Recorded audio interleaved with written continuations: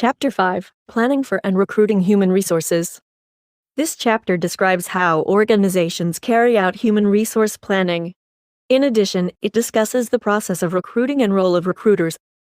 After reading and discussing this chapter, you should be able to discuss how to plan for human resources needed to carry out the organization's strategy, determine the labor demand for workers in various job categories, summarize the advantages and disadvantages of ways to eliminate a labor surplus and avoid a labor shortage, describe recruitment policies organizations use to make job vacancies more attractive, list and compare sources of job applicants, and describe the recruiter's role in the recruitment process, including limits and opportunities. The process of human resource planning. Trends and events that affect the economy also create opportunities and problems in obtaining human resources. To prepare for and respond to these challenges, organizations engage in human resource planning. Human resource planning is defined as identifying the numbers and types of employees the organization will require to meet its objectives.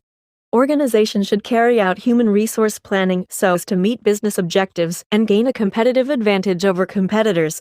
Human resource planning compares the present state of the organization with its goals for the future, then identifies what changes it must make in its human resources to meet those goals.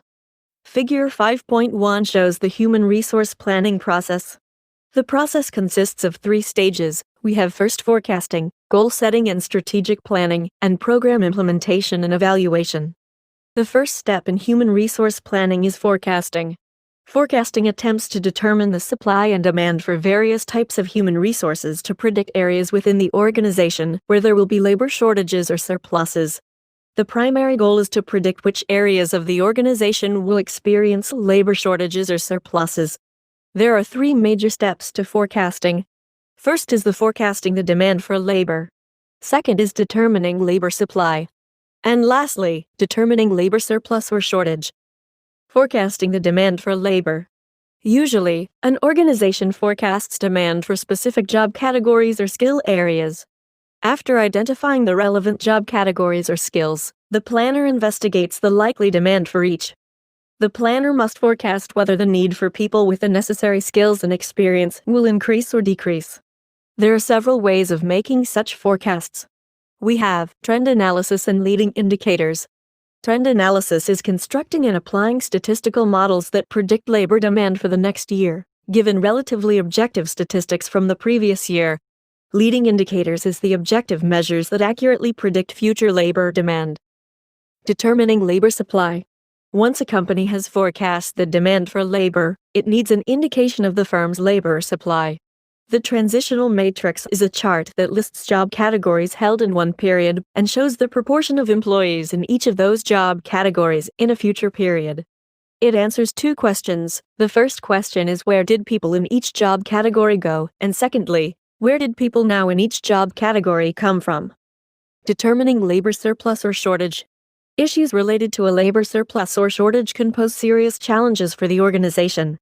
Based on the forecasts for labor demand and supply, the planner can compare the figures to determine whether there will be a shortage or surplus of labor for each job category.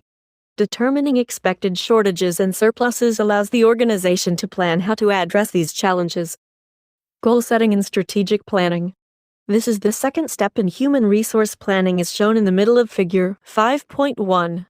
The purpose of setting specific numerical goals is to focus attention on the problem and provide a basis for measuring the organization's success in addressing labor shortages and surpluses.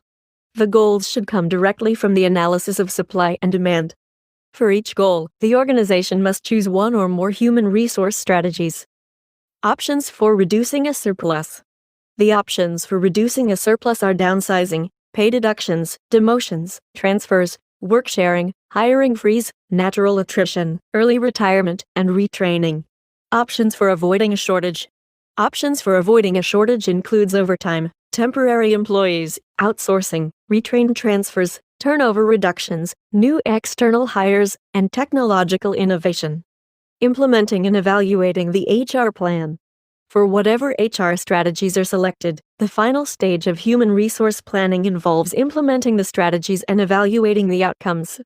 This stage is represented by the bottom part of Figure 5.1. When implementing the HR strategy, the organization must hold some individuals accountable for achieving the goals. That person must also have the authority and resources needed to accomplish those goals. Regular progress reports should be issued.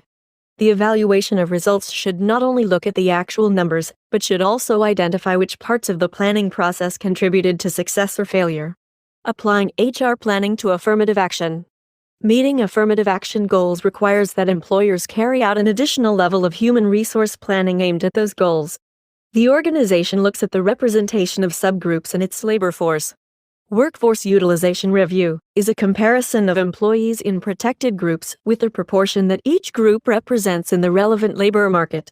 The steps in a workforce utilization review are identical to the steps in the HR planning process.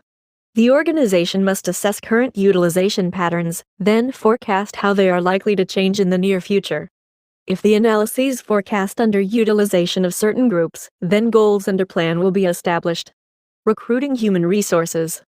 The goals of recruiting, which is encouraging qualified people to apply for jobs, and selection, which means deciding which candidates would be the best fit, are different enough that they are most effective when performed separately, rather than combined as in a job interview that also involves selling candidates on the company.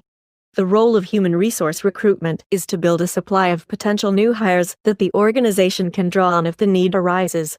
Recruiting is any activity carried on by the organization with the primary purpose of identifying and attracting potential employees. All companies have to make decisions in 3 areas of recruiting. We have personnel policies, recruitment sources, and characteristics and behavior of the recruiter. These aspects of recruiting have different effects on whom the organization ultimately hires. This is shown in Figure 5.2. Personnel policies.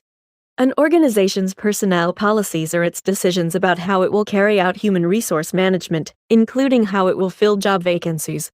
There are several personnel policies that are especially relevant to recruitment. We have internal versus external recruiting, lead the market pay strategies, employment at will policies, and image advertising. Image advertising, such as in this campaign to recruit nurses, promotes a whole profession or organization as opposed to a specific job opening.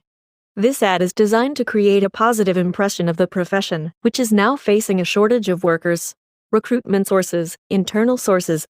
Job posting is the process of communicating information about a job vacancy on company bulletin boards, in employee publications, on corporate intranets, and anywhere else the organization communicates with employees.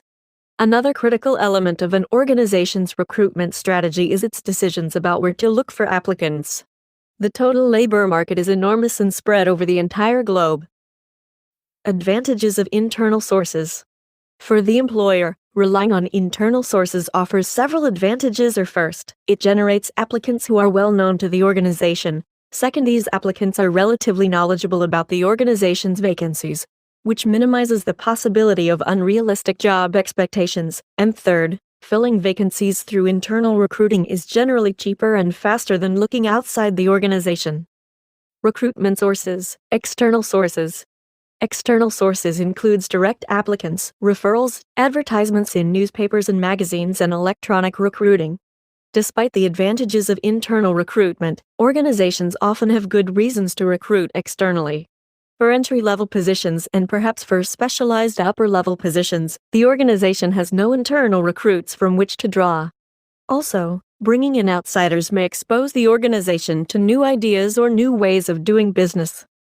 Figure 5.3 shows which of the external sources of recruiting are used most among large companies surveyed. According to the survey results shown in Figure 5.3, the largest share, which is about 1/4 of new employees hired by large companies, came from referrals, and the next largest share, that takes almost 21%, came from direct applications made at the employer's website. Evaluating the quality of a source.